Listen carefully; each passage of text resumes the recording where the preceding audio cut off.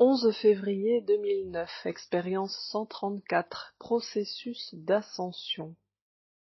En partant le matin pour le boulot, je me suis aperçue du massacre. En fait, mon corps énergétique me fait mal de la tête aux pieds.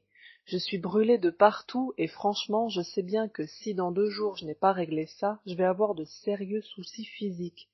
Parce que c'est le délai pour qu'un problème énergétique devienne physique chez moi. La lumière ne se soucie de rien et semble plus joyeuse que jamais. Je l'entends avec une clarté que je n'ai jamais eue avant. On peut discuter pratiquement librement. Ce sont toujours mes concepts qui traduisent, mais on a une discussion normale, comme si j'étais avec une personne. En fait, c'est mon orgueil qui m'empêchait d'entendre par clairaudience, et en partant, il m'a laissé le champ libre. Quand j'ai trop mal quelque part, la lumière descend et me soigne là, mais rien de plus. Au début, je n'ai pas très bien compris pourquoi elle n'intervenait pas davantage. Vers le milieu de la matinée, alors que j'essaye de faire brûler la goutte rouge, je réalise qu'en fait, je suis revenue sur la case départ. Elle est entièrement renouée. J'ai pensé immédiatement qu'à part Marie, Kadak en a beaucoup parlé pour les gouttes, personne ne pourrait rien pour moi. Et aussitôt je sens une énergie très douce m'entourer. Mon sens du toucher me permet de fusionner et de toucher les esprits, et je peux dire que Marie m'a pris réellement dans ses bras à ce moment-là. La goutte rouge s'est redénouée doucement. C'est l'énergie la plus douce et la plus aimante que j'ai jamais ressentie, et tout le long elle murmurait à mon oreille pour me réconforter. Je crois que j'aurais pu affronter à nouveau le démon pour pouvoir passer du temps dans ses bras. C'est la chose la plus belle qui me soit jamais arrivée. Puis d'autres sont arrivés et ont commencé à m'entourer. En fait, ils sont très nombreux et je sens que mon corps commence à être doucement réparé. Après la nuit que j'ai passée en enfer, je crois que je peux dire que je me fais soigner quelque part au paradis. Je sens leurs énergies entrer doucement dans mon corps et modifier les chakras, soigner les méridiens brûlés, modifier les choses tranquillement.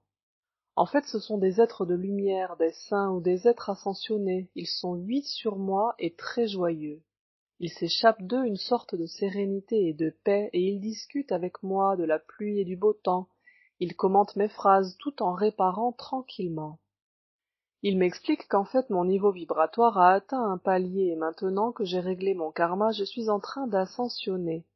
Je peux atteindre leur niveau dimensionnel et à partir de maintenant, ce sont eux qui vont s'occuper de moi.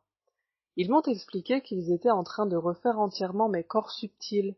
C'est une opération très lourde qui va durer 2 semaines, et j'ignore ce qu'ils font exactement, mais il est question de modifier mon ADN. En fait, pendant qu'ils agissent sur moi, je sens des idées surgir avec force ou des images de violence s'imposer, et chaque fois ils me disent que c'est une partie de moi qui ne sert plus et qu'ils sont en train d'enlever.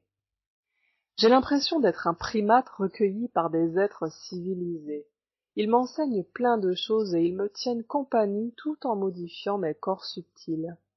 Sérénité, amour, joie et vérité sont tout ce qui les définit.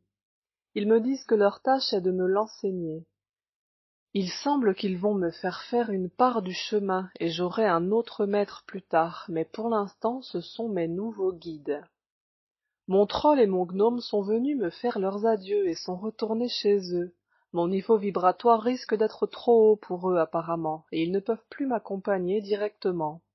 D'une certaine manière, vu qu'on est en train de me séparer de mes instincts guerriers, je suppose que c'est logique. Je les ai chaleureusement remerciés de leur aide et les ai vus s'en aller. Le plus dur a été pour les fées, et surtout la fée de l'air. J'avoue que ça a été ma meilleure amie pendant un paquet de temps, et elle m'a appris énormément de choses. C'est vrai qu'on s'est disputé plusieurs fois, mais je crois vraiment que ça a été une rencontre importante pour moi. Elle m'a promis de revenir me voir de temps en temps. Le dragon est parti aussi. Au final, il reste la fée de l'eau, elle reste pour m'enseigner l'amour. Je crois que ça reste mon point faible, et je vais devoir sérieusement avancer sur le sujet maintenant. Mes guides disent que c'est moi qui suis venu les voir pour demander à solder mon karma avant l'arrivée de l'enfant. En fait, je crois que ça a été ma manière à moi de me préparer à sa venue. Je ne peux pas l'accueillir sans avoir grandi encore. J'avoue que je me sens comme vidée sur un nuage de paix. J'ignore où tout ça va me mener, mais il est clair qu'un palier important vient d'être franchi. Nous verrons bien. 11 février 2009, expérience 135, corps en travaux.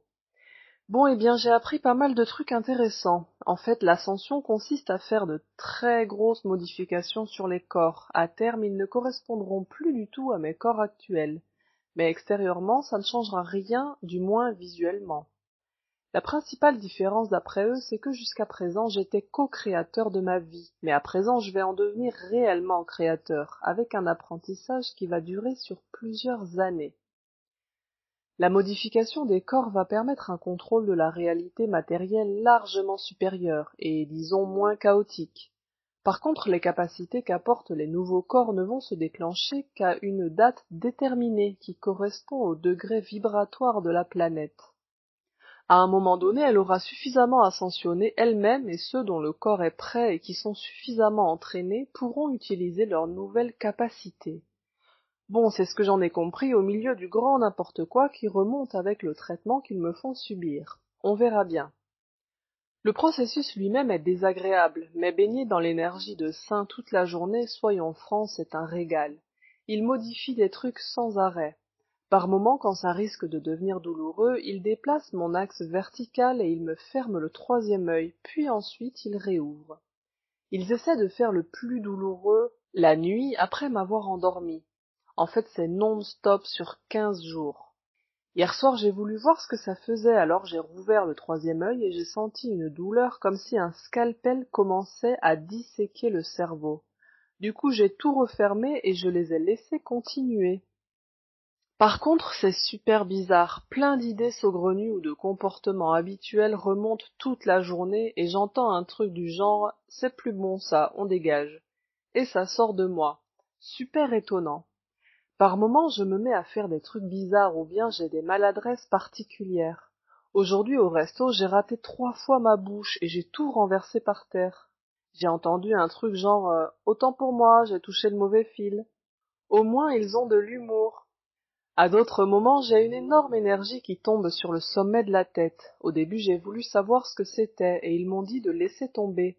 C'est des informations pour plus tard. En gros, pendant qu'ils font le corps, ils téléchargent le mode d'emploi. Plutôt pratique. Sinon, j'ai des douleurs physiques qui commencent à apparaître, mais c'est normal d'après eux et je vais forcément avoir un gros contre-coup. Mais bon, a priori, ça sera pas aussi catastrophique que dans La Mouche.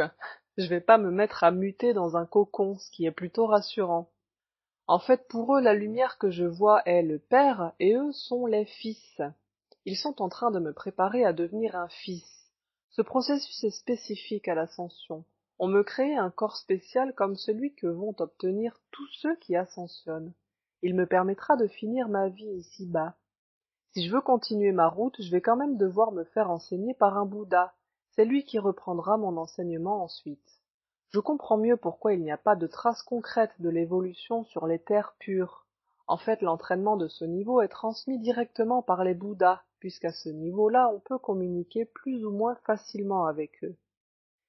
Il semble que le maître qui va m'enseigner ensuite devrait me permettre de continuer sur ma route sur les terres pures et probablement de finir tout ça. C'est très sympa d'avoir les commentaires du groupe sur tout ce que je vois, et franchement je m'amuse bien. Par contre, je suis obligée de trier dans le tas, parce que j'ai un peu n'importe quoi qui remonte à cause du vidage de l'ADN. Apparemment, je sais pas pourquoi, il semble que certaines informations qui me remontent sont des instructions de l'ADN qu'il supprime, et c'est ça que je perçois comme des images ou des comportements erronés. C'est comme une sorte de désincarnation, mais sans me désincarner. Un processus très complexe. Bien sûr, je suppose qu'il pourrait le faire en claquant des doigts, mais en fait ça dure longtemps pour me permettre de m'habituer. Déjà, en une journée, je ne me reconnais plus.